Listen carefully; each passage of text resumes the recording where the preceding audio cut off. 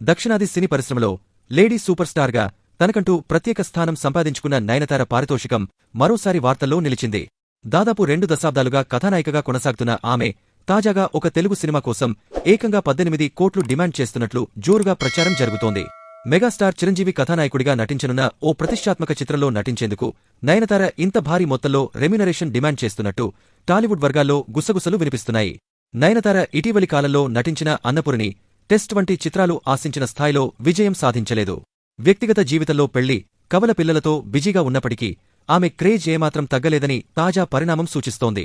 బాలీవుడ్లో షారుఖ్ ఖాన్తో కలిసి నటించిన జవాన్ చిత్రం బ్లాక్బస్టర్ హిట్గా నిలవడం, ఆ సినిమాకు ఆమె 12 కోట్ల వరకు పారితోషికం అందుకున్నారని వార్తలు రావడం తెలిసిందే. ఈ విజయం తర్వాత నయనతార తన మార్కెట్ను దృష్టిలో ఉంచుకుని పారితోషికం పెంచారని భావిస్తున్నారు. ప్రస్తుతం చిరంజీవి హీరోగా తెరకెక్కనున్న ఓ భారీ బడ్జెట్ సినిమా కోసం నిర్మాతలు నయనతారను సంప్రదించినట్లు తెలుస్తోంది. ఈ సినిమాలో నటించేందుకుగాను ఆమె 18 కోట్లు డిమాండ్ చేశారని, ఈ విషయంపై ప్రస్తుతం నిర్మాతల బృందం ఆమెతో చర్చలు జరుపుతోందని సమాచారం. ఒకవేళ ఈ వార్త నిజమై నిర్మాతలు ఆమె డిమాండ్కు అంగీకరిస్తే దక్షిణాది సినీ పరిశ్రమలోనే అత్యధిక పారితోషికం అందుకుంటున్న నటిగా నయనతార సరికొత్త రికార్డు సృష్టించడం ఖాయం. ఇదివరకే నయనతార చిరంజీవితో కలిసి సైరా నరసింహారెడ్డి, గాడ్ఫాదర్ చిత్రాల్లో నటించారు.